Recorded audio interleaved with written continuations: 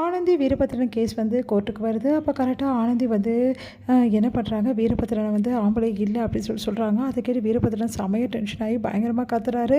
உடனே வந்து ஆனந்தி சொல்கிறாங்க, இதுக்கு சாட்சி என்கிட்ட இருக்குது மேடம், பார்த்தீங்களா எப்படி கத்துறாரு சொல்லிட்டு. இதுதான் வீரபத்ரனோட உண்மை குணம், அது மட்டும் கிடையாது, இவர் ஆம்பளே இல்லைன்னு சொல்கிறதுக்கு என்கிட்ட போதுமான ஆதாரம் இருக்குது. இந்த மெடிக்கல் ரிப்போர்ட்டை பாருங்கள், எனக்கு எந்த குறையுமே கிடையாது. அதே மாதிரி 6 வருஷம் ஆச்சு கல்யாணம் ஆகி, எனக்கு குழந்தையும் கிடையாது. இதுக்கெல்லாம் என்ன காரணம், வீரபத்ரன் ஆம்பளை இல்லைன்னு தான் காரணம். எந்த ஒரு ஆம்பளையும் வந்து வேறு தன்னோட ஒய்ஃப் வந்து தப்பானவங்களாக இருந்தால் கண்டிப்பாக வேணாம் தான் சொல்லுவாங்க. ஆனால் வீரபத்ரன் ஏன் கூட தான் வாழணுன்றாரு. நான் வந்து நிறைய பேர்கிட்ட வந்து தவறாக பழகிறேன்னு சொல்லியிருக்காரு, ஆனால் இருந்தாலும் ஏன் கூட தான் வாழ்கிறேன்றார். அது எதுக்கு நீ யோசிச்சிங்களா மேடம் அப்படின்னோடனே, அவர் ஏன்னா அவர்கிட்ட குறை இருக்குது, அதை மூடி மறைக்கணும், அதுக்காக தான் அப்படி பண்ணிகிட்ருக்காரு. வீட்டுக்காரன் சரியில்லைன்னா பொண்டாட்டி வெளியே போக தான் செய்வாள், அதை தான் நானும் செஞ்சேன் அப்படின்ற மாதிரி சொல்கிறாரு. அதை கேட்டு பயங்கரமாக அதிர்ச்சி அடைகிறேன். இதெல்லாம் உண்மை இல்லைன்னு பயங்கரமாக கத்துறாரு வீரபத்ரன். இவ சொல்கிறதெல்லாம் போய் 6 வருஷம் ஆச்சு எங்களுக்கு கல்யாணம் ஆகி, ஆனால் குழந்தை இல்லைன்னு சொல்கிறதெல்லாம் போய், இவ கரு உருவானா, அந்த உனக்கு ஞாபகம் இருக்கா, அந்த கருவை ஏன் கையால் தானே அழிச்சேன் அப்படின்றாரு. அதை கேட்டு பயங்கரமாக எல்லாரும் ஆச்சா. பார்த்தீங்களா மேடம், வாயாலே அவர் உண்மையை ஒத்துக்கினாரு. என்னோட கருவை அழிச்சது அவர் தான், அது மட்டும் கிடையாது, எல்லார் கூடவும் வந்து சம்மந்தப்படுத்தி ரொம்ப கொடுமைப்படுத்தியிருக்காரு. இப்போ வரைக்கும் நான் வந்து எந்த பாவமும் செய்யலை, ஆனால் வந்து அந்த எலக்ட்ரிஷியன் யாருன்னு எனக்கு தெரியாது, ஆனால் வேணும்னு அவர் வர வச்சு இவர் தான் எல்லாமே பண்ணியிருக்காரு.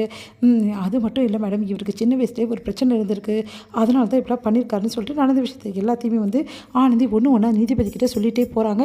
அதை கேட்ட வீரபத்ரன் ஒரு கட்டத்தில் ரொம்ப டென்ஷன் ஆகி பயங்கரமாக கத்துறேன். ஆமாம், எனக்கு சின்ன வயசில் பிரச்சனை இருந்துச்சு, நான் அப்படி தான் பண்ணுவேன், நான் விட மாட்டேன்டி, உன்னை விடவே மாட்டேன், உன்னை துடிக்க வந்து துடிக்க வைக்காமல் நான் நிம்மதியாக இருக்கவே மாட்டேன், வீட்டுக்கு வருவல்ல ஒவ்வொரு நொடியும் உனக்கு நரகம் தாண்டி, என்ன ஆம்பளை இல்லைன்னு சொல்கிறியா, என்ன இந்த மாதிரி சொல்கிறியா, என் சின்ன வயசு கதையை பற்றி பேசாத, எவ்வளோ தைரியமாக தான் பேசியிருப்பேன் அப்படின்ற மாதிரி கோர்ட்டுன்னு பார்க்காம அவர் வீடுன்னு நினச்சிக்கிட்டு அப்படி பேசுகிறாரு. எல்லா கோபத்தையும் காட்டுகிறாரு.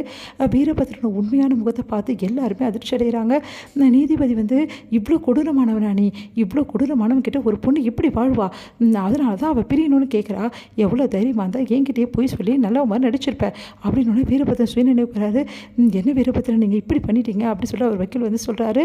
இங்கே பாருங்கள், நீங்கள் பண்ணது ரொம்ப வந்து வயலண்டானது, இது ரொம்ப பெரிய தப்புங்க, இதுக்கு வந்து கண்டிப்பாக தண்டனை இருக்குது மேடம், தயவுசெய்து மன்னிச்சிடுங்க, நான் கோபத்தில் வந்து கத்திட்டேன், தயவுசெய்து என் பொண்டாட்டிகிட்டே பிரிச்சிடாதீங்க, போதும், நடித்தது எல்லாமே போதும், இந்த கோர்ட்டு உங்களை எல்லா நடிப்பையும் பார்த்துடுச்சு, இப்போ இருக்கிறது தான் உண்மையான வீரபத்ரன்னு சொல்லிட்டு நிரூபணம் ஆயிடுச்சு.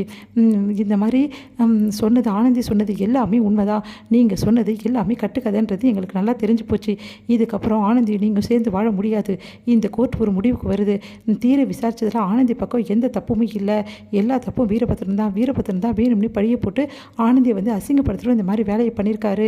அது மட்டும் கிடையாது, ஆனந்தியை துன்புறுத்தியிருக்காரு. இவ்வளவும் பண்ண வீரபத்ரனுக்கு வந்து தண்டனையும் கிடைக்கும். அதே மாதிரி இந்த கேஸ் வந்து டைவர்ஸ் வந்து கண்டிப்பாக கிடைக்கும், இவங்க 2 பேருக்கும் டைவர்ஸ் பண்ணி நான் உத்தரவு பிறப்பிக்கிறேன் அப்படின்னு சொல்லிட்டு ஆணை போடுறாங்க நம்ம வந்து நீதிபதி. அதை கேட்டு வீரபத்ரன் செம்ம டென்ஷன் ஆகிறாரு. உடனே வந்து ரொம்ப நன்றிங்க மேடம் அப்படின்னு சொல்லிட்டு ஆனந்தி சொல்கிறாங்க.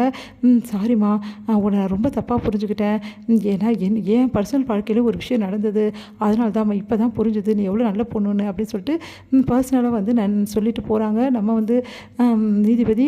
அதை கேட்டுட்டு வந்து பரவாயில்ல மேடம் அப்படின்னு சொல்லிட்டு ஆனந்தி சொல்கிறாங்க. இங்கே ஆனந்தியை பார்த்து வந்து செம்மையாக டென்ஷனாக வீரபத்ரன் உன்னை விட மாட்டேன்டி அப்படின்னு சொல்லிட்டு அப்படியே வந்து டென்ஷன் ஆகி அப்படியே பார்த்து முறைக்கிறாரு.